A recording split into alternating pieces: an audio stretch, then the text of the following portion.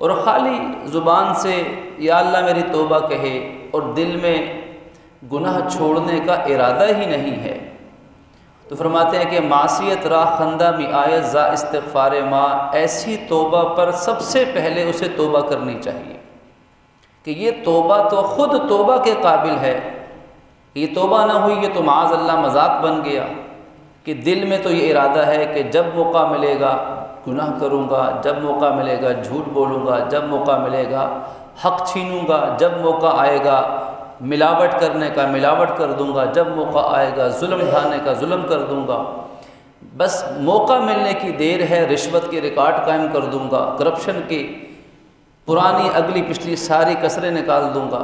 دل میں تو گناہ کا خیال، گناہ کا ارادہ، موقع کی تلاش میں، لیکن زبان سے کہتا ہے یا اللہ میری توبہ، تو یہ توبہ نہیں، یہ عمل توبہ کے قابل ہے۔ اگر سچی توبہ ہو جائے، سچا دل سے استغفار ہو جائے تو اس میں کتنی طاقت ہے اور اس توبہ کی قبولیت میں کتنی دیر لگتی ہے۔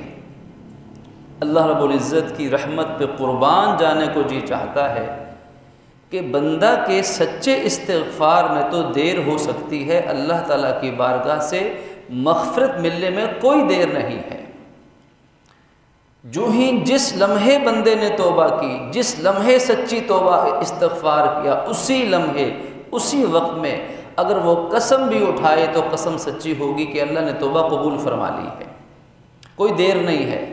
یہ نہیں ہونا کہ درخواست اپلیکیشن گئی ہے اعلیٰ حکام تک، وہاں سے ہفتے بعد، سال بعد، مہینے بعد فیصلہ آئے گا۔ یہ احکم الحاکمین کی بارگاہ ہے، دنیا کے بادشاہوں کا دربار تھوڑی ہے۔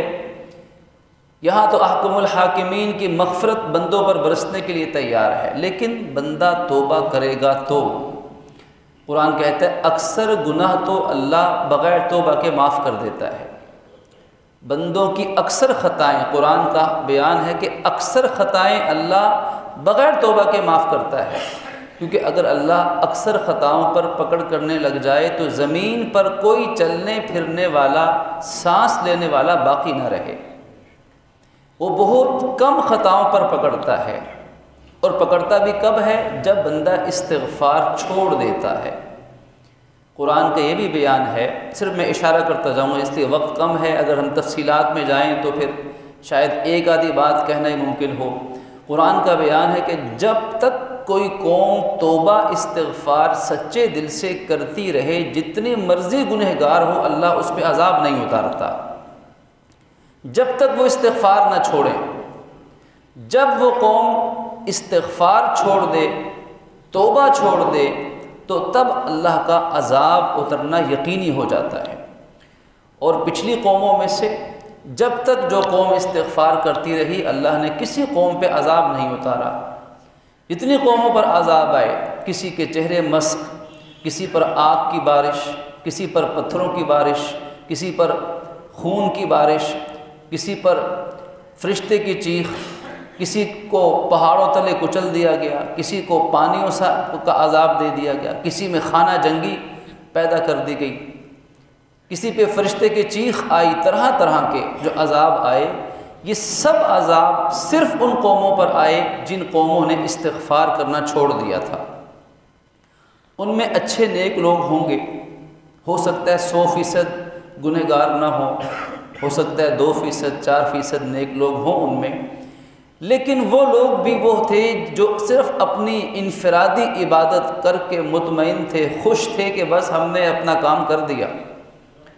بنی اسرائیلی روایات میں ملتا ہے کہ ایک قوم پہ عذاب کے لیے جبرائیل علیہ السلام کو بھیجا گیا تو عرض کیا یا باری تعالیٰ فلاں قوم میں فلاں گھر میں ایک ایسا تیرا بندہ رہتا ہے کہ کبھی اس نے پلک جھپکنے کے برابر گناہ نہیں کیا۔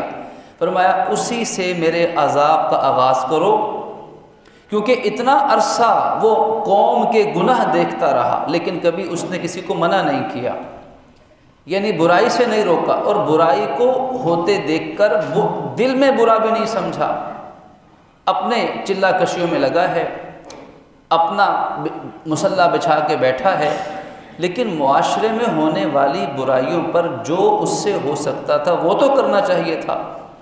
اسی لیے حدیث مبارک میں فرمایا کہ من رأى منکم منکرا فلیغیرہ بیدہ، جو تم میں سے کسی برائی کو ہوتا دیکھے تو اپنے ہاتھ سے اس کو ختم کر دے۔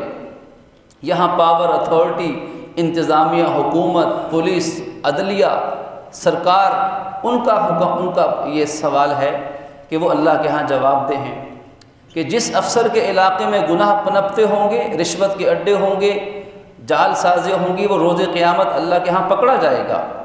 اس لیے کہ افسری آسان کام نہیں ہے۔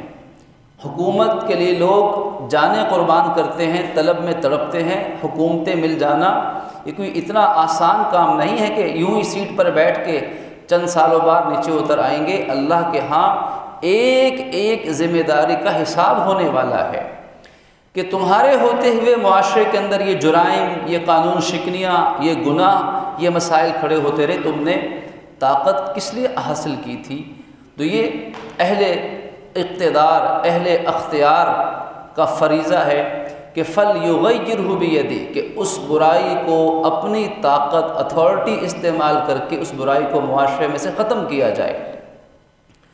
اور اگر کسی کے پاس یہ ہاتھ سے برائی کو روکنے کی طاقت نہیں تو پھر فَبِلِسَانِهِ، فرمایا پھر دل، اپنی زبان سے اس برائی کو رد کرے۔ علماء کرام کا یہ فرض ہے، منبر رسول پر بیٹھنے والے پہ یہ قرض ہے کہ وہ معاشرے میں ہونے والی برائیوں پر نکیر کرے، ان کا رد کرے اور ان کی نفی کرے تاکہ معاشرے میں برائیاں مٹ سکیں۔ اب آگے سننے والوں کی مرضی، کسی کو اچھا لگے تو اس کی مرضی، کسی کو برا لگے تو اس کی مرضی، کوئی عمل کرے تو تب بھی ٹھیک، کوئی عمل نہ کرے تو تب بھی اس کی بلا سے۔ اس کا فرض ہے کہ وہ اس منصب نبوت کا حق ادا کرے کہ کسی کی رعایت کیے بغیر کسی کے جانبداری کے، غیر جانبدارانہ انداز میں سنت کے مطابق، علی منہج نبوت کے مطابق وہ حق بات کہے اور برائی کو اپنی زبان سے منع کرے، زبان سے روکے۔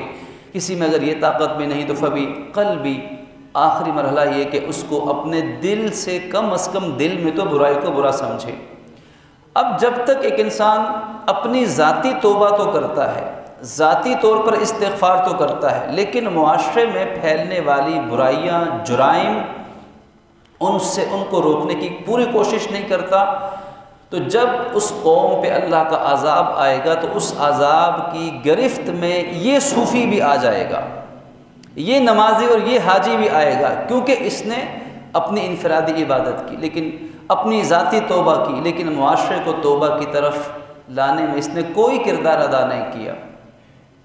تو جب تک قومیں اور لوگ اللہ کے سامنے گڑ گڑاتے رہیں گے، معافیاں مانگتے رہیں گے، آنسو بہاتے رہیں گے، آہو زاری کرتے رہیں گے، یعنی استغفار کرتے رہیں گے، تو اس وقت تک اللہ اس قوم پہ اپنا عذاب نازل نہیں فرمائے گا۔ یہ اللہ کا قرآن میں وعدہ ہے۔ آج ہمیں اسی استغفار کی سچے رونے دھونے کی ضرورت ہے۔ اللہ کی بارگاہ میں ہمیں اپنے آنسو پیش کرنے کی جتنی ضرورت آج ہے شاید اس سے پہلے نہ ہو۔ قرآن مجید میں اللہ رب العزت نے اپنے محبوب بندوں کی کیا تعریف فرمائی؟ فرمایا کہ وَالَّذِينَ إِذَا فَعَلُوا فَاحِشَةً أَوْ ظَلَمُوا أَنفُسَهُمْ ذَكَرُوا اللَّهَ، کہ وہ میرے اللہ کے نیک بندے کون ہیں؟ اللہ کے محبوب جن کی اللہ تعریف کرتا ہے۔ فرمایا کہ وہ لوگ جب وہ کوئی بے حیائی کا کام کر بیٹھیں، جانے انجانے میں، نہ سمجھی میں خطا ہو جائے، اور یا اپنی جانوں پہ ظلم کر بیٹھیں، ظلموا انفسہم، اپنی جانوں پہ کون ظلم کرتا ہے؟ اب اس بات کو اگر ہم سمجھیں تو قرآن مجید کے بہت سارے مقامات حل ہو جائیں گے۔ قرآن مجید کی بہت ساری جگہوں پر کہ تم اپنی جانوں پہ ظلم مت کرو، فلاں قوم نے اپنی جان پہ ظلم کیا، فلاں نے اپنی جان پہ ظلم کرنے کا ایک تو ظاہری معنی ہے۔ ظاہری معنی یہی کہ ایک انسان اپنے آپ کو مارنا پیٹنا شروع کر دے، یہ ظلم ہے۔ خودکشی اپنے اوپر ظلم ہے، لیکن یہ ظاہری ظلم ہر کوئی نہیں کرتا۔ اللہ سب کو محفوظ فرمائے خودکشی سے، ظلم و ستم سے اپنے اوپر۔ یہاں ظلم کے معنی ہے گناہ کرنا، کہ اللہ رسول کی نافرمانی کرنا، حکم عدولی کرنا، حکم توڑنا۔ اب سوال یہ ہے کہ حکم تو اس نے اللہ کا توڑا، سنت تو نبی کی چھوڑی، یہ اپنے اوپر ظلم کیسے ہو گیا؟ یہ تو ان کا حق چھینا، لیکن حقیقت میں یہ انسان کا اپنے اوپر ظلم ہے۔ ایک آدمی نے سود کھایا، سود کے پیسوں کا، رشوت اور دھوکے اور حرام کا بنگلہ بنا لیا، اس نے تو اپنے آپ کو دنیا کی بڑی سہولت دے دی، دنیا کی چیزیں اکٹھی کر لی، لیکن قرآن کہتا ہے کہ اس نے اپنے اوپر ظلم کیا ہے۔ یہ ظلم کیوں ہے؟ یہ ظلم اس لیے ہے کہ اس نے دنیا کی چھوٹی سی چیز لے کر اپنے آپ کو ہمیشہ کی جہنم کا حقدار بنا دیا ہے۔ دنیا کتنی کم ہے کہ فرمایا کہ دنیا تو آخرت کے مقابلے میں کیا ہے؟ متاع الحیات دنیا، دنیا کا مال و دولت، الا قلیل، بہت ہی تھوڑا ہے، اتنا تھوڑا کہ تھوڑے کا لفظ بھی اس کے لیے بہت تھوڑا ہے۔ آخرت کے مقابلے میں دنیا کیا ہے؟ اگر آخرت کو سمندر قرار دیا جائے، 7 سمندروں کا پانی، اور اس کے مقابلے میں دنیا کی تمام چیزیں، تو پانی کا ایک قطرہ بھی کم ہے اور 7 سمندروں کا پانی بھی آخرت کے مقابلے میں زیادہ ہے۔ یہ کوئی جوڑ ہے ہی نہیں، کوئی مقابلہ ہے ہی نہیں۔ اس لیے قرآن نے قلیل کہا، قلیل کے اوپر جو 2 پیش تنوین جسے کہتے ہیں، یہ تنوین بھی تقلیل کے لیے اور قلت کو بیان کرنے کے لیے، یہ سمجھانے کے لیے کہ قلیل سے چھوٹا لفظ کوئی ہے نہیں، ورنہ اللہ قلیل کے بجائے اس چھوٹے لفظ کو بیان کرتا جو آخرت کو واضح کرتا کہ آخرت کتنی لمبی زندگی ہے۔ دنیا میں کتنا زندہ رہنا ہے؟ 100 سال، 120 سال، کوئی شاذ و نادر پہنچتا ہے، ورنہ آج جائیے یونین کونسل کے اندر، وہاں پہ ڈیتھ سرٹیفکیٹ لینے والوں کی ذرا دیکھی کہ کتنی عمریں ان کی ہیں، یہی 50 سال، 60 سال، 65 سال، 70 سال، 60، 65، 60، 70 کے اندر روانگیاں ہو رہی ہیں، آخرت کے ٹکٹ مل رہے ہیں۔ تو 60، 70 سال کی جو زندگی ہے، کم و بیش اوسطاً عمر ہے، اس عمر کے نفع کے لیے، اس عمر میں خوشحال بننے کے لیے، اس عمر کی سہولت کے لیے اس نے جو آخرت کی زندگی داؤ پر لگائی، وہ کتنی لمبی زندگی تھی۔ اب لیجئے کیلکولیٹرز، لیجئے سائنسفک ٹولز اور حساب و کتاب، کیا وہ 70 سال کی زندگی ہوگی؟ 70,000 سال کی، 70 کروڑ سال کی، 70 ارب سال کی، 70 کھرب سال کی؟ قرآن کہتا ہے کہ وَالْآخِرَةُ خَيْرٌ وَأَبْقَىٰ، آخرت تو دنیا کے مقابلے میں کوالٹی کے اعتبار سے بہت بہتر بھی ہے اور کوانٹیٹی کے اعتبار سے ابقا ہے، کبھی نہ ختم ہونے والی زندگی، اینڈ لیس لائف، کہ کبھی ختم ہی نہیں ہونی۔ اسی لیے علماء فرماتے ہیں کہ انسان ازلی نہیں ہے، ابدی ہے۔ انسان ازلی نہیں ہے کیونکہ ایک وقت تھا کہ انسان نہیں تھا، لیکن ابدی ہے، وہ زندگی عبدالآباد کی ہے، کبھی ختم نہیں ہوگی، اور موت کو بھی موت آ جائے گی۔ اللہ موت کو ایک جانور مینڈے کی شکل دے گا اور جنت دوزخ کے درمیان کھڑا کرے گا، اور اعلان ہوگا کہ جنتیوں دیکھ لو یہ موت ہے، جہنمیوں دیکھ لو یہ موت ہے، اور پھر اس موت کو اللہ خود موت دے گا، موت کو موت آ جائے گی اور کہا جائے گا کہ اب تم میں سے کوئی مرنے والا نہیں ہے۔ اب جنت والے ہمیشہ کے جنتوں میں، اور معاذ اللہ جہنم والے اب جہنموں میں۔ تو اب یہ موازنہ اگر کیا جائے تو اس کے مقابلے میں دنیا کی زندگی کتنی مختصر ہے کہ مختصر اور قلیل کا لفظ چھوٹا ہے۔ تو ایک انسان اللہ رسول کی نافرمانی کرتا ہے، اپنے اوپر اس نے ظلم کیا، یہ ظلم ہے کہ کبھی نہ ختم ہونے والی زندگی کو برباد کر دیا انتہائی قلیل زندگی میں راحت لینے کے لیے۔ اس سے بڑا ظلم کیا ہوگا؟ اس سے بڑا کوئی ظلم نہیں ہے۔ تو قرآن کہتا ہے جن لوگوں نے کسی بے حیائی کا ارتکاب کیا اور اپنے اوپر ظلم کر بیٹھے، ان سے گناہ ہو گیا، تو پھر وہ کیا کرتے ہیں؟ ذکر اللہ، جو ہی خیال آتا ہے کہ ہم سے تو خطا ہو گئی، یہ کام نہیں ہونا چاہیے تھا، یہ تو نافرمانی ہے، یہ تو گناہ ہے، جو ہی آنکھیں کھلی تو فوراً ذکر اللہ، فوراً اللہ کو یاد کرنا شروع کر دیتے ہیں۔ اب اس میں اللہ رب العزت نے یہ نہیں فرمایا ثم ذکر اللہ کہ گناہ ہوتا ہے تو پھر کچھ دیر کے بعد اللہ کو یاد کرتے ہیں، فا برائے نتیجہ بھی نہیں لائے کہ ظلموا انفسہم فذکروا اللہ، کہ فا کے اندر بھی تھوڑا سا وقفہ ہو سکتا ہے۔ نہ سما کہا، نہ سوف کہا، نہ سین سے لائے، نہ فا سے لائے۔ یہ 4 لفظ ہیں جو عربی زبان میں تھوڑے سے فاصلے کو، کم زیادہ فاصلے کو بیان کرنے کے لیے آ سکتے ہیں۔ یہاں فوراً کہہ دیا کہ ظلموا انفسہم ذکر اللہ، جو ہی خطا ہوتی ہے تو اللہ کو یاد کرنے میں 1 سیکنڈ بھی تاخیر نہیں کرتے، فوراً اللہ کا نام لے کر، اور پھر صرف اللہ کو یاد نہیں کرتے، فاستغفروا لذنوبہم، اپنے گناہوں پر مغفرت مانگنا شروع کر دیتے ہیں، استغفار کرتے ہیں۔ حدیث مبارک میں فرمایا کہ طوبی لمن وجد فی صحیفۃ استغفارا کثیرا، کما قال، کہ اس شخص کے لیے بڑی خوش نصیبی کی بات ہے، اس شخص کے لیے بہت ہی بشارت کا مقام ہے کہ جس کے نامہ اعمال میں استغفار بہت کثرت سے پایا جائے۔ اب چلتے پھرتے، اٹھتے بیٹھتے، آتے جاتے، کھاتے پیتے، سونے سے پہلے، سو کر اٹھنے کے بعد ہر لمحہ استغفار کو پڑھنا۔ اللہ کے نبی صلی اللہ علیہ وسلم فرماتے ہیں اللہ کی قسم جس کے قبضے قدرت میں میری جان ہے کہ میں بھی اللہ رب العزت سے ایک دن میں کم از کم 100 مرتبہ، 100 مرہ میں 100 مرتبہ اللہ سے استغفار کرتا ہوں۔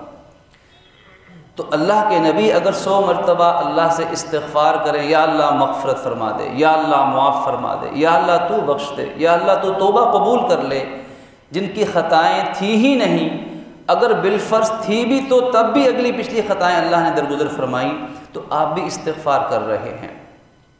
تو استغفار یہ مومنین کا شیوا ہے، مغفرت مانگنا یہ مومنین کی نمایاں خوبی ہے، اللہ کے محبوب بندوں کی علامت ہے کہ ایمان والے ہر لمحہ اللہ سے توبہ کرتے ہیں، استغفار کرتے ہیں۔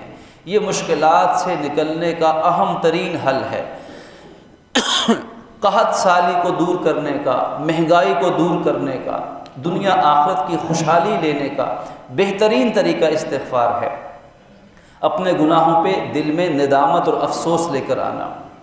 بارشیں نہیں ہو رہی تو قرآن کہتا ہے یرسل السماء علیکم مدرارا، موسلا دھار اللہ بارشیں برسا دے گا اگر تم استغفار کرو گے۔ اولاد نہیں ہے کسی کی، اولاد نہیں ہے تو یہ آزمائی ہوئی بات ہے کہ اگر اللہ نے مقدر میں لکھی ہے تو میاں بیوی استغفار کثرت سے کریں، اور کثرت کا مطلب ہے اس میں کوئی موقع جانے نہ دیں، جب زبان خاموش ہو، جب موقع ملے استغفار شروع کر دیں، تو اللہ تعالیٰ اس استغفار کی برکت سے اللہ صرف اولاد نہیں دے گا، اولاد نرینہ عطا فرمائے گا۔ لیکن یقین اور یقین سے کثرت سے استغفار کرنا، بغیر گنے 100 مرتبہ صبح 100 مرتبہ شام میں تو کر لیا، اس کے علاوہ دن بھر کوئی گنتی نہیں، بغیر گنے اللہ استغفار کرنے والے کو اولاد دے گا، بیٹے دے گا، اور بیٹے بھی کون سے دے گا؟ جو فرما بردار ماں باپ کے ہوں گے۔ بڑے ہو کے ماں باپ یہ نہیں کہیں گے کہ اے کاش میری اولاد ہوتی ہی نہ، میں بے اولاد ہی رہتا۔ ماں باپ کو یہ نہیں کہنا پڑے گا، کیونکہ اولاد آنکھوں کی ٹھنڈک بن جائے گی، اولاد فرما بردار ہو جائے گی۔ اللہ سے نیک اولاد مانگنی چاہیے۔ نبیوں نے بھی رب هب لی من الصالحین، حضرت ابراہیم علیہ السلام بھی دعا کرتے یا اللہ مجھے بیٹا دے دے۔ بیٹا بھی کیسا؟ صرف بیٹا نہیں مانگا، هب لی من الصالحین، نیک بیٹا عطا فرما، کیونکہ اگر اولاد نیک نہیں ہے تو وہ وبال جان ہے، وہ ماں باپ کے لیے درد سر ہے۔ اور پھر کہیں فرمایا ذریۃ طیبہ، پاکیزہ اولاد عطا فرما، پاکیزگی والی، نیک صالح متقی، آنکھوں کی ٹھنڈک۔ وجعلنا للمتقین اماما، اور میں متقیوں کا بھی امام عطا بنا دے۔ تو استغفار کی کثرت سے گھر آباد ہوتے ہیں، استغفار کرنے سے انسانی نسل چلتی ہے، انسانی نسل کو بقا حاصل ہوتا ہے۔ استغفار کی کثرت سے گھروں میں اللہ کی رحمت نازل ہوتی ہے، رزق میں اللہ برکت کے دروازے کھول دیتا ہے۔ فرمایا دیکھو جب ان سے خطا ہوتی ہے تو یہ فوراً اللہ کی طرف رجوع کرتے ہیں، اللہ کا نام لیتے ہیں، استغفار کرتے ہیں۔ اور پھر وَمَن يَغْفِرُ الذُّنُوبَ إِلَّا اللَّهُ، فرمایا اللہ کے سوا ہے کون جو مغفرت کر سکے؟ اللہ کے سوا تو کوئی مغفرت کرنے، یہ عقیدہ توحید آ گیا اس میں، کہ یہ وحدانیت، یہ یقین ہونا چاہیے کہ گناہ بخشنے والا صرف ایک اللہ ہے، اس کے سوا کوئی گناہ نہیں بخش سکتا۔ استغفار کر سکتا ہے، دعا کر سکتا ہے، اللہ سے مانگ سکتا ہے، جھولی پھیلا سکتا ہے، لیکن مغفرت کرنا، گناہوں سے پاک اور صاف کرنا، وہ صرف اور صرف ایک ذات اقدس کا یہ اختیار ہے، اس کے سوا گناہ کوئی بخش نہیں سکتا۔ فرمایا اللہ کے سوا کون ہے جو گناہ بخشتا ہو؟ وَلَمْ يُصِرُّوا عَلَىٰ مَا فَعَلُوا وَهُمْ يَعْلَمُونَ۔ اور ایمان والوں کی ایک بڑی اہم خوبی یہ بیان فرمائی کہ ایمان والے کبھی گناہوں پر اصرار نہیں کرتے، وَلَمْ يُصِرُّوا، گناہوں کے عادی نہیں بنتے۔ یہ نہیں ہے کہ سالہ سال روزانہ گناہ کر رہے ہوں، کبھی توبہ کا خیال ہی نہیں آتا۔ تو یہ تو انسان کی بڑی ہی یہ انسان کے لیے بہت بڑی بدبختی کا مقام ہے، لمحہ فکریہ ہے کہ انسان گناہ کرتا رہے اور اسے کچھ ہوئے بھی نہ۔ جیسا کہ پہلے بھی یہ بات عرض کی گئی کہ گناہ کے بعد پریشانی کا آ جانا رحمت کی نشانی ہے کہ اللہ نے اس کو ہلایا، جگایا ہے، اٹھایا ہے کہ بھئی آنکھیں کھول کیا کر رہا ہے۔ گناہ کے بعد کوئی نقصان ہو جانا، آدمی فوراً متوجہ ہو جائے اللہ کی طرف، توبہ کر لے، یہ اس کی رحمت ہے۔ لیکن گناہ کے بعد، حرام پہ پلنے کے بعد، حرام پر پالنے کے بعد نسلوں کو پھر بھی کچھ نہ ہو اور پھر بھی وارے نیارے ہوں، تو یہ سخت پکڑ کی دلیل ہے کہ اللہ اس کو سخت ترین پکڑ میں لانے والا ہے، معاذ اللہ۔ تو اللہ رب العزت سے استغفار کرنا، معافی مانگتے رہنا، یہ اس کے نیک بندوں کی ایک اہم نشانی قرآن مجید میں بیان فرمائی گئی۔ اور یہ بھی فرمایا کہ وَمَا كَانَ اللَّهُ مُعَذِّبَهُمْ وَهُمْ يَسْتَغْفِرُونَ، جب تک وہ قوم استغفار کرتی رہے گی اللہ پاک اس قوم کو شدید عذاب میں نہیں گرفتار کرے گا۔ تو میرے بزرگوں، دوستوں اور میرے محترم بھائیوں، ہم جن حالات سے گزر رہے ہیں ان حالات کے مسائل کو شاید انگلیوں پہ ہم گن نہیں سکتے، نہ ہی گننے کا فائدہ ہے۔ ٹھیک ہے، ان کے جو زمینی حقائق ہے، ان مسائل کو حل کرنے کے لیے زمینی حقائق پر غور و فکر کرنا اور ان کا حل نکالنے کی کوشش کرنا، یہ بھی سنت سے ثابت ہے۔ لیکن اصل چیز ہماری عقل، ہمارے شعور، ہمارے وسائل اور ہمارے ذرائع، وہ اس وقت مؤثر ہوں گے، ان میں اس وقت جان پڑے گی جب اللہ کی طرف سے یہ فیصلہ ملے گا کہ اس قوم کو ہم نے مسائل سے نکالنا ہے۔ جب تک اللہ کی طرف سے منظوری نہیں ہوتی تو پھر جو دوا کریں گے مرض بڑھتا رہے گا، دوائی ہی بیماری کا سبب بنے گی۔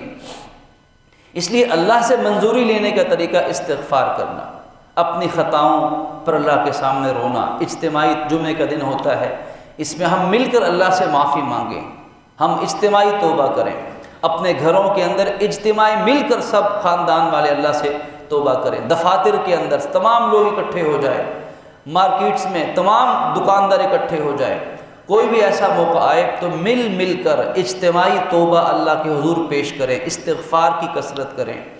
اور پھر صرف اجتماعی کافی نہیں، اپنی تنہائیوں کو بھی پاکیزہ کر کے اپنی تنہائیوں میں بھی اللہ رب العزت سے معافی مانگنے اور استغفار کی کثرت کرنا، یہ ہمارے مسائل سے نکلنے کی بنیادی چیز ہے۔ کاش ہمیں یہ چیز سمجھ آ جائے۔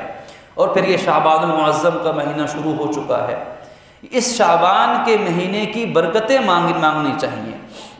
یہ جو دعا ہے اللہم بارک لنا فی رجب و شعبان و بلغنا رمضان، علامہ ابن باز رحمۃ اللہ علیہ سعودی عرب کے بڑے مفتی فرماتے ہیں کہ چاہے یہ حدیث ثابت ہو یا نہ ہو، یہ الفاظ حدیث سے صحیح طور پر ثابت ہوں یا نہ ہوں، لیکن دعا مانگنا ٹھیک ہے کہ اللہ ہمارے لیے شعبان رجب میں برکتیں عطا فرما اور ہمیں رمضان تک خیریت سے پہنچنے کی توفیق عطا فرما۔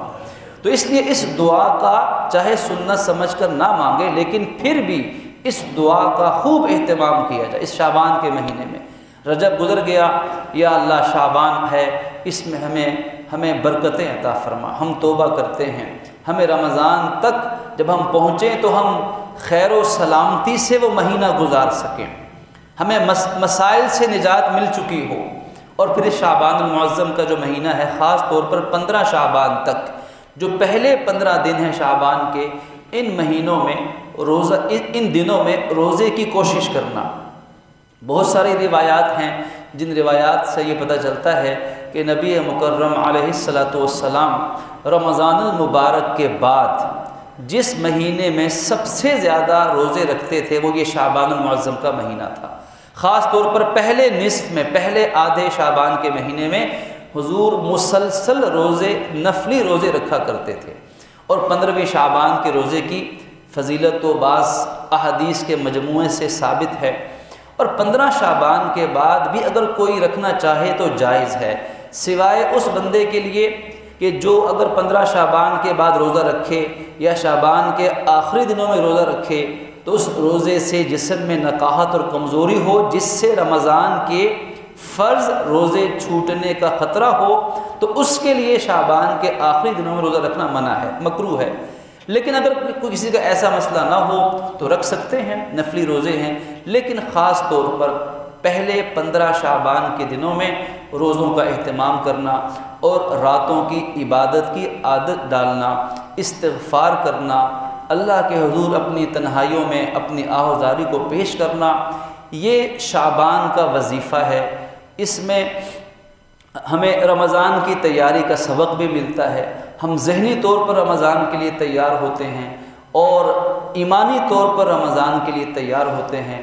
اللہ رب العزت ہمیں توفیق عمل نصیب فرمائے۔ وآخر دعوانا ان الحمد للہ رب العالمین۔